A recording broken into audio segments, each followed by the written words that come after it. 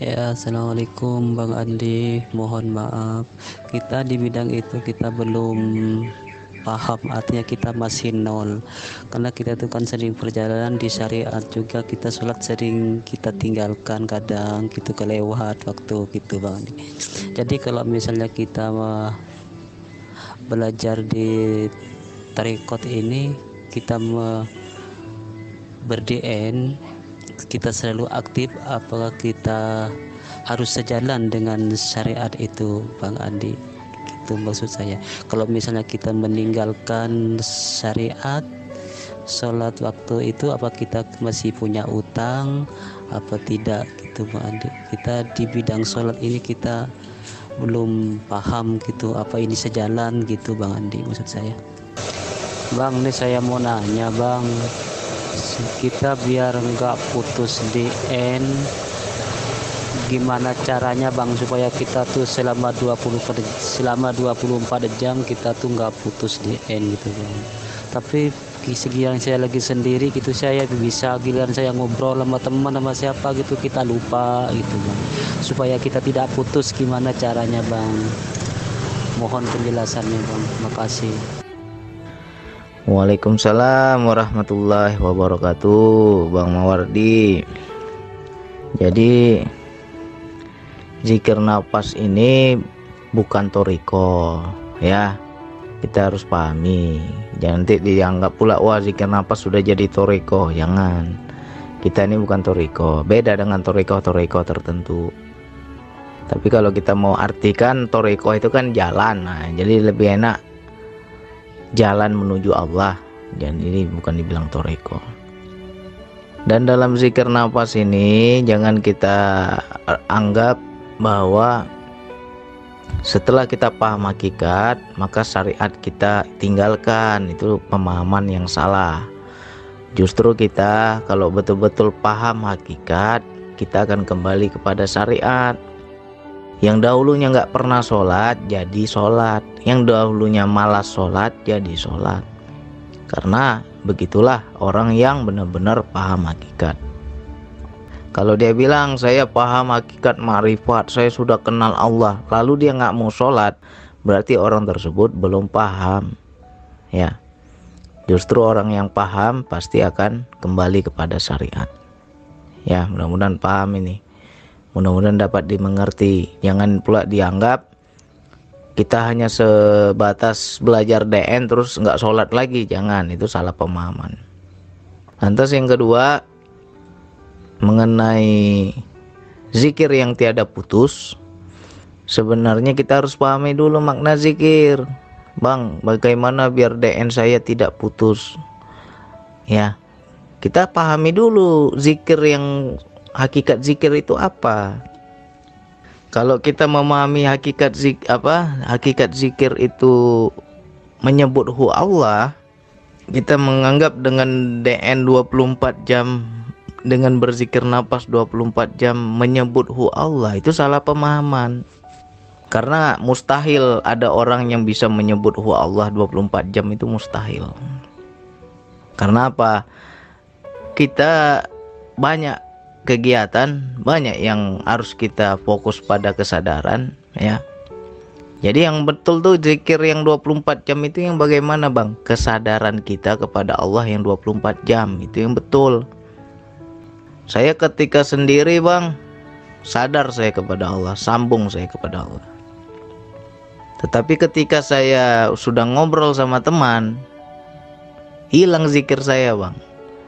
Ya berarti itu kita nggak paham. Memang kalau kita ngobrol sama teman bisa nyebut Allah, susah.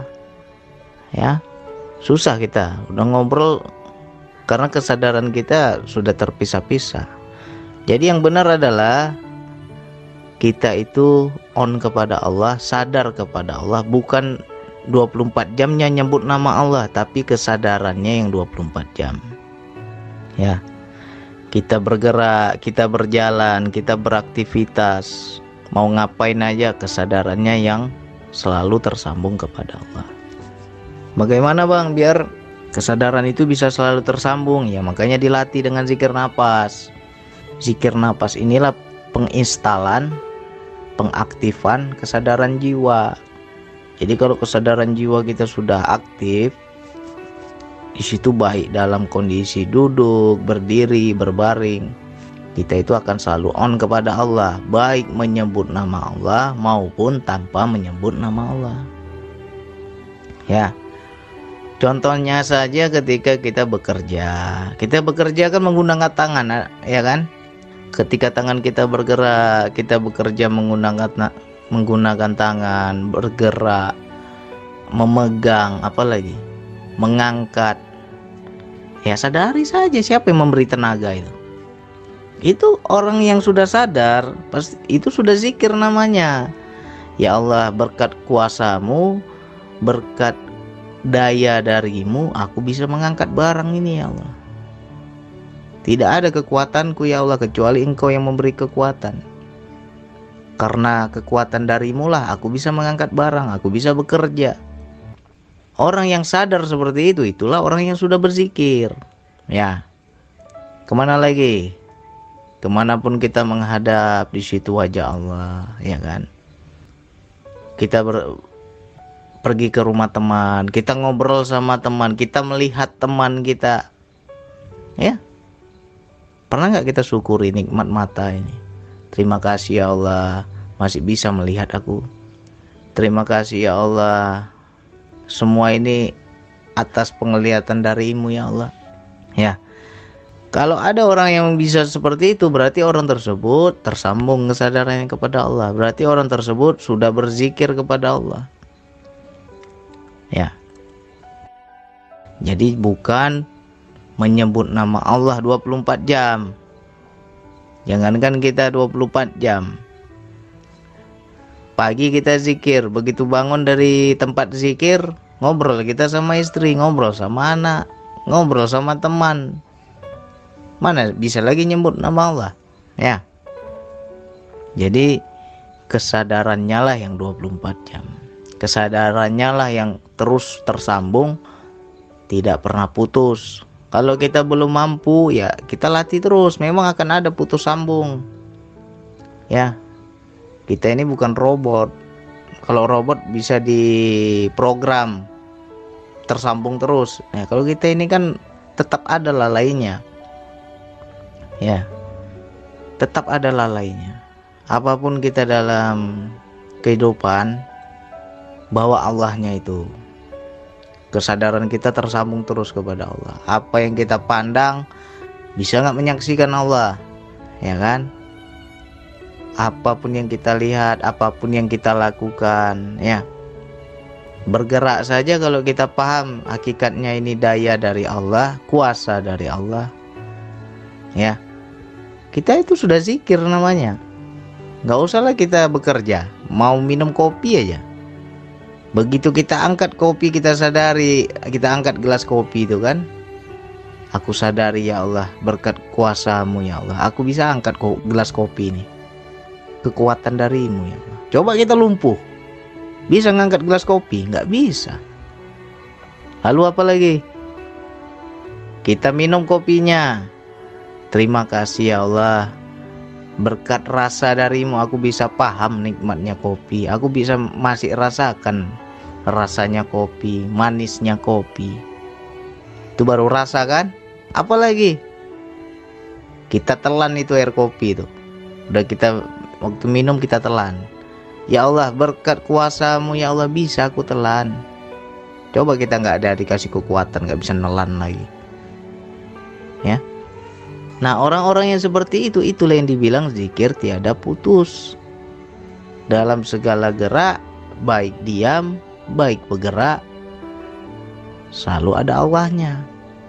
Apapun dia kembalikan kepada Allah. Engkau lah semua ini ya Allah. Ya. Nah, itulah zikir yang 24 jam. Baik menyebut nama Allah maupun tanpa menyebut nama Allah. Jangan kita zikir, udah zikir harian, udah. Tadi saya duduk berzikir kepada Allah 2 jam. Nyambung kepada Allah, nyambung. Kesadarannya kepada Allah, iya kepada Allah. Begitu berdiri dia bangkit dari tempat zikirnya, kembali lagi dia beraktivitas dalam kehidupan, lupa dia sama Allah. ya. Lalai dia daripada Allah, itu belum zikir namanya. Jadi yang dia anggap zikir itu ketika duduk itu aja.